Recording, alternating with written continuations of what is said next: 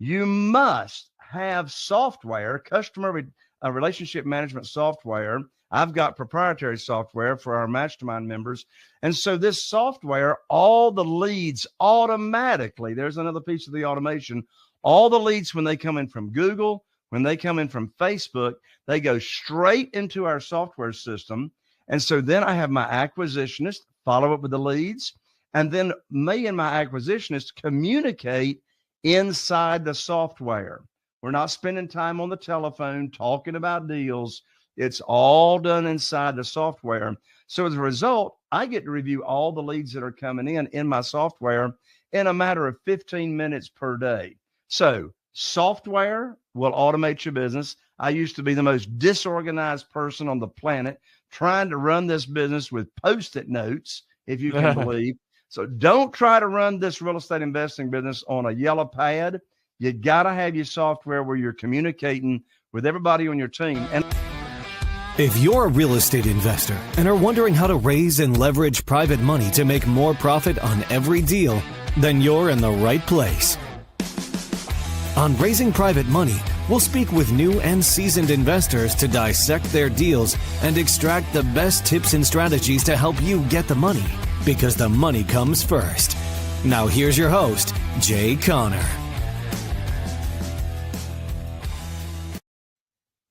Hello and welcome. So excited to be with you today. I am here with Jay Conner, who is a real estate investor who has rehabbed over 475 houses. He's invested in over $118 million in transactions. Jay has completely automated his annual 7-figure income business. So where he works on buying and selling houses less than 10 hours a week, which is awesome. We're going to talk about how he does that today. So Jay, welcome to the show.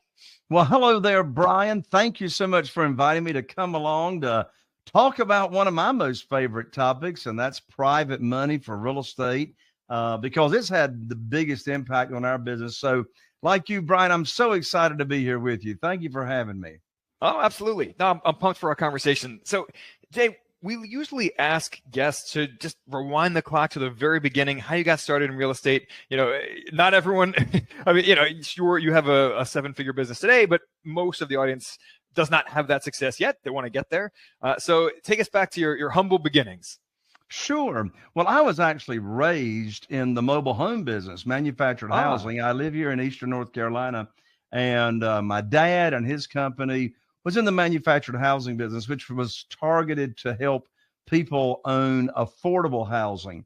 Well, in the early 2000s, the consumer financing for that product went away, like totally went away. And I knew if I ever got out of mobile homes, I wanted to get into single family houses.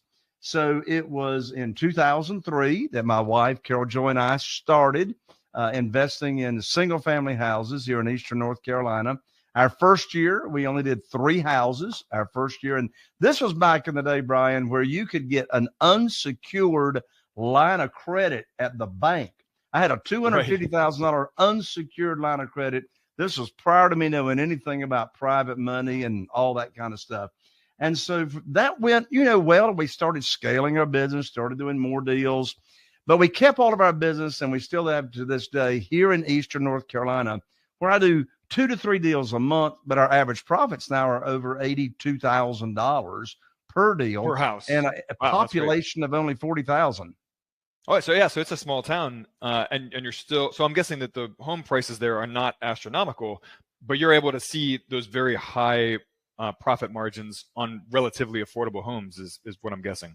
So the median price is right at $300,000, $325,000 here in our area. And so the point of that story is not to brag on myself, but to make a point. And that is, you don't have to be, as a real estate investor, in a huge populated area to make some, significant, income. And excuse me, with that, excuse me a second. Swallow, I got to get me a Sonic drink real quick. Yeah, take your time. There we go. So anyway, we've been focused here in that area all this time. Well, the first 6 years, Brian, that we were invested in single family houses, all I knew to do was to rely on the local banks. So from 2003 to January 2009, I just had a relationship with a local bank here to fund my deals. And in January 2009, I got cut off from the bank, had lost my line of credit at the bank. I had a great relationship with them, but we had the global financial crisis going on. And so I learned about private money. What's private money? That's, getting business or getting funding from an individual, a human being. And so I learned about private funding. And so I was able to raise $2,150,000 in less than 90 days of private funding. And so that was the biggest blessing in disguise of getting cut off from the bank in January 2009. You had all these foreclosures going on. The banks were not lending money. So if you wanted to buy foreclosures, you had to have the cash available to you. Listen, Brian, our business tripled in 2009 over what it had been because I had all this private money available, and I was able to pick and choose the deals that I wanted to do. And since that time, I've never missed out on a deal for not having the funding available. Well, it's funny. I started in real estate single family real estate around the same time you did around 2003. And that's when I graduated college and started working in this field. And I was actually working for a hard money lender at the time. But yeah, in those days, if you had a pulse, you could get a mortgage loan, right? This is like the peak of the subprime housing or subprime mortgage lending boom. And then in 2009, 2008, and through like 2012-ish, you couldn't get a loan even if you had stellar credit. And so the pendulum swung from one extreme to the other. But I love that obstacle, it always ends up being a bridge to growth if you are willing to look at it like that, right? So you had been relying on this credit limit from the bank, which is limited, of course, and when that went away, you had to look elsewhere. And you tapped into a far higher amount of credit available. But you never, well, I don't want to say never, but it was that challenge that spurred you to get more creative and look further afield, right? And they pushed you to look. Absolutely. As you said, growth takes place in the valley. Takes place in the valley. And, by the way, these people that are walking around saying, well, every problem's an opportunity. I wanted to throw up. I didn't have no opportunity. I had a problem. I had 2 deals under contract and no way to get them funded. And I sat right here at this very desk when I learned that the bank had shut me down. I asked myself a very important question, and that was, who can help me with my problem? Who can help me with my problem? So I immediately thought of a friend of ours that lived in Greensboro, North Carolina, Jeff Blankenship. I called him up. I told him what happened. And he was actually the first person that ever said private money. I never heard of private money and hard money and all that kind of stuff. So I had to find a better and quicker way to fund my deals that put me more in control. The traditional way of borrowing money is you go to the bank or you go to the lender and you get on your hands and knees and you beg and you say, please fund my deal. But that's not the deal here in this world of private money. We make the rules. We set the interest rate. We set the term. So instead of asking for a mortgage, we offer mortgages to our private lenders. And so we don't beg, chase, persuade, try to sell, try to talk anybody into anything. We just make our private lending program available to regular people like you and me. And so that's how I was able to raise over $2 million in less than 90 days, which was a lot more than the bank had given me at the time. I had $1 million. So the way that I do private money really puts the real estate investor in the driver's seat. Well, let's pause for just a moment to make sure that everyone understands what we mean when we talk about hard money versus private money, because even though they're similar, they're not the same thing. So let's just pause and I want you to go ahead and describe this in your own words, the difference between a private lender and a hard money lender. Yeah. Typically, a hard money lender is a brokerage or is a broker of money, to where the hard money lender brokerage goes out and raises money from private lenders, individuals, to invest in their fund. And then the hard money lender turns around and loans that money out from that fund. that private lenders have invested in. And then, they'll charge origination fees and points and et cetera. And by the way, I'm not knocking hard money lenders. Some of my best friends on the planet are hard money lenders. I say have as many relationships in place as you can. However, in contrast to hard money, a private lender is an individual like you and me, a human being that loans money either from their investment capital and or their retirement funds to us real estate entrepreneurs, us real estate investors. So the private lender, an individual, acts in the same capacity as a bank. We give them the same protection. We're not borrowing unsecured funds. We're backing those notes, the promissory notes, with a mortgage or deed of trust. So that gives them security. We name them as a mortgagee on the insurance policy, and et cetera. So again, you're not borrowing institutional money. All right. There's no middle person involved. And everything that we do with a private lender is what we call a one-off. Well, what in the world is a one-off? A one-off means is you have a private lender or maybe a couple of private lenders that are funding your single family house deal. And they are each getting their own promissory note and getting their own mortgage or deed of trust. So in the world of single family houses, we're not raising money for a fund like you would for apartments or commercial deals. It's right. A private lender or a couple of private lenders are funding a single family house. Yeah, no, I love that. And it's like you said, it's private individuals, often friends, family, lending you their personal funds for your real estate deals. We actually, in our investment club, we run a passive real estate investing club where we get together once a month and we vet different deals together and we go in on them together. We actually just this past week met with a real estate investor based up in Michigan, and we're lending him private money basically. And getting it secured with a lien and getting a personal guarantee from him, a corporate guarantee, all that good stuff. So yeah, no, it's a great way to diversify. I've got some other private money loans out with other investors around the country.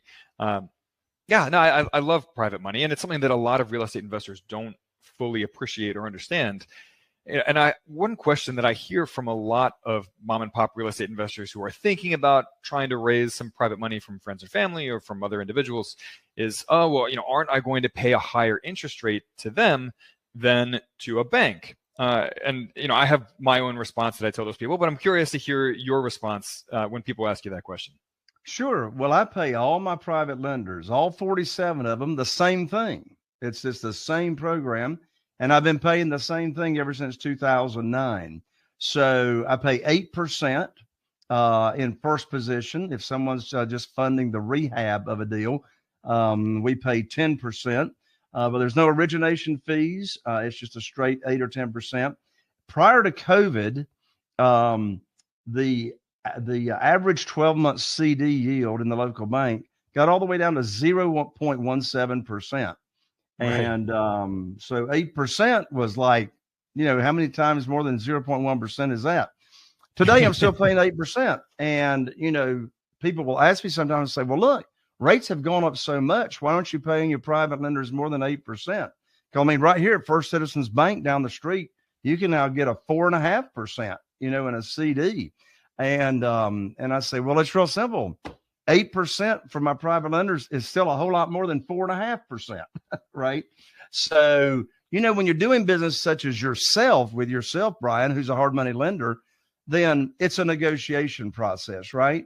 But when you put on your teacher hat, which I have right here, my private lender teacher hat, when you put on your private lender teacher hat and you're teaching people that have never heard of private money, that have never heard of self-directed IRAs, and how they can use retirement funds and get tax-deferred income unlimited or, tax-free income unlimited depending on their retirement account, then, it's like they never heard of this. And it's like fantastic. All 47 of my private lenders never even heard of private money or private lending or self-directed IRAs until I put on my teacher hat and I taught them about it. So your response to them is similar to mine when people ask that question is, yes, you might pay a little bit more in interest to a private lender, to your friend or family member. But you get a couple of things for that. One, you're typically not paying them points, right? So you're saving money in the upfront fees. And for a short-term like flip loan or a renovation loan for purchase rehab or the Burr method, most of what you're paying the lender is in points and fees. It's not, you're only going to have the loan for a few months, right? So it doesn't matter if you're paying 10, 12, 14% if you're only making 5 monthly payments. The real loss there is in the junk fees and in the points. So you don't have any points when you pay a private lender, and it's flex funding, right? You can use that money towards different projects that you need on the timetable that you need. So you can go out there and make cash offers on a really distressed property and close in 4 days from now if you need to. No lender is going to move in that kind of time frame, right? So I love that.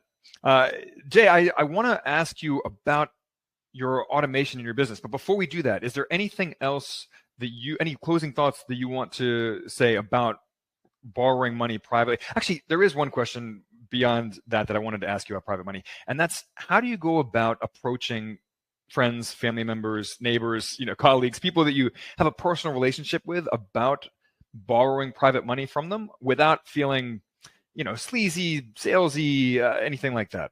Like, what's your approach? Yeah. Well, it all comes back to your mindset, right? So if you have got a mindset of asking people for money, well, that's no good, right? Yeah. And the mindset that I lead with and that my students lead with is I'm serving these people. I'm not asking anybody for money. I'm showing them how they can get high rates of return safely and securely without talking about a deal. I mean, the worst time to be raising money is when you need it for a deal, right? So first we just put on our teacher hat and we share with people. It could be over coffee. I mean, I've raised $969,000 at one private lender luncheon where I just invited people to lunch. I brought my CPA, my realtor, my real estate attorney, and I just taught them what private lending was all about without having any kind of deal involved. Desperation has got a smell to it, right? Yeah, absolutely. And if you're talking private money and you got a deal that you're looking for funding, you're already sounding desperate. So we separate the conversation of teaching people what it is, how they can earn high rates of return safely and securely, and then having a deal for them to fund. I've never pitched a deal. I call up my new private lenders and my existing private lenders with what I call the good news phone call. Well, what's the good news phone call? Well, I call them up. I say, I've got great news.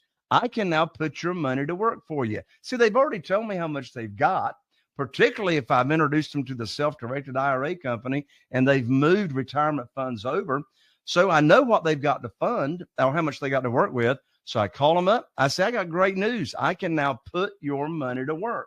And then I'll tell them 4 things about a deal. I'll say, I got a house in Newport with an after repaired value of $200,000. The funding required for the deal is $150,000. I know they got $150,000. They already told me. They've been sitting by the phone waiting. And I'll say, closing's next Tuesday. You need to have your funds wired to my real estate attorney by next Monday. I'll have my attorney email you wiring instructions. Well, boom, that's the end of the conversation. The most stupid thing I could ask them in the world is, do you want to fund the deal? Of course they want to fund the deal. They've been sitting by the phone waiting for the phone call because I told them I would put their money to work for them just as soon as possible. I love that.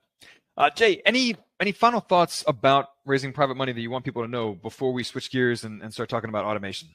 Sure. I would love to give your listeners and your audience my book, and that would cover everything else about private money. So we can do that, or we can do it after we talk about automation. Well, do you have a URL for them to go to get a copy of your book? Absolutely. So you can, it's a real book. You can't download this. We actually priority mail it to you. The book is free, just pay for postage. So the URL is jayconner, JayConner.com/book. That's jayconner with an ER, JayConner.com/book. I'll autograph it and I'll priority mail it to you. Awesome. Love it. And we'll put that link in the comments for the episode as well. So Jay, I understand you work like 10 hours a week on your real estate flipping business. So tell us about that and how you were able to do that. So automation, when we say automation, automation happens either through other people and or technology. So we use both. So I have an acquisitionist. I got the same acquisitionist that's been talking to all of my sellers for 18 years. Oh, wow. So that's a big piece of the automation, is that she's handling all the phone calls, doing all the follow-up. Another part of the automation is my job personally is to make sure the marketing machine is turned on, meaning we got seller leads coming in to our funnel, our pipeline every day. So how is that automated? Well, I've got 3 different pay-per-lead services, Google pay-per-lead services that have got leads coming into us every day. Another piece of the automation is I have a virtual assistant that's in charge of our Facebook ads that are going up every day. Another part of automation is we direct mail to all foreclosures and pre-probates. Well, I have an assistant that's a retired lady, works out of her home, that's in charge of our direct mail. So I learned from my dad, for automation to be in place, you need to be a 3D person, which stands for dictate, delegate, and disappear. Now, another part of the automation is our software. So here is something very, very important that comes down to efficiency and automation. And that is, in my opinion, you must have software, customer relationship management software. I've got proprietary software for our mastermind members. And so this software, all the leads automatically, there's another piece of the automation, all the leads when they come in from Google, when they come in from Facebook, they go straight into our software system. And so then I have my acquisitionist follow up with the leads. And then me and my acquisitionist communicate inside the software. We're not spending time on the telephone talking about deals. It's all done inside the software. So as a result, I get to review all the leads that are coming in my software in a matter of 15 minutes per day. So software will automate your business. I used to be the most disorganized person on the planet, trying to run this business with Post-it notes, if you can believe. So don't try to run this real estate investing business on a yellow pad. You got to have your software where you're communicating with everybody on your team. And look, if you don't have a team, then you got to be communicating with yourself, keeping up with all your notes of all your leads coming in to the software. Yeah, all logged in one place so that there's never any he said, she said between you and your team members. Absolutely. I love that. Well, Jay, I want to be respectful of your time here, but do you have any final tips, tricks, hacks that you want to share with our members? Anybody that's brand new looking to get into real estate, do not start this business by yourself. Get yourself a coach or a mentor like Brian Davis or somebody in your local area that can hold your hand. Don't start this business the way I did by trying to read books and go out there and do it, because let me tell you something. You're going to pay for your education one way or the other. You know what I mean? So do it the smart way. Yeah, I wish that I had taken that advice to heart when I was in my early to mid 20s and I first started investing in real estate. Made every mistake in the book because, I had that arrogance of youth, right? Where, you think, oh, I can figure this all out by myself. I'm smarter than these guys, blah, blah, blah. And then, of course, the universe serves you a nice big slice of humble pie, right? That's right. So, That's right. Yeah, I love that. Well, Jay, thank you so much for coming on today. We hope to have you back soon. Thank you so much for having me, Brian. God bless you. Absolutely. And guys, please, if you enjoy these conversations that we have, leave us a review on Apple Podcasts or Google Podcasts or wherever you listen to podcasts. It means the world to us. We appreciate it. And we will catch you next week. Same place, same time. Bye now. Like the idea of diversifying into real estate, but don't want the headaches of being a landlord? Enter passive real estate syndications. You buy fractional ownership in apartment complexes and other large-scale properties. Earn your share of rental income and your share of the profits when the property sells. In fact, most of the syndicators we've invested with have averaged returns over 20% per year. You even get full tax benefits, including accelerated depreciation. Even as you collect distributions in real life, you often report a loss on your tax return. So why doesn't everyone invest in real estate syndications? First, you typically need to know the syndicator to invest, and the minimum investment for each property is high, usually $50,000 to $100,000. That's a lot of money for a single investment, which is precisely why we formed an investment club to pool funds and invest together. Every month, we propose a new deal in the co-investing club and vet it together on a group call with the syndicator. Each deal is purely optional. Pass or invest as you like. As for us, we invest our personal money alongside you in every single deal. If you want to invest like the 1% without actually being a 1%er, join Spark Rental's Co-Investing Club. Email us at support@sparkrental.com with questions, and we look forward to investing alongside you. Are you feeling inspired by the knowledge you gained in this episode? Then head over to jconner.com/moneyguide. That's jconner.com/moneyguide and download your free guide that shares 7 reasons why private money will skyrocket your real estate investing business right now. Again, that's jconner.com/moneyguide to get your free guide. We'll see you next time on Raising Private Money with Jay Conner.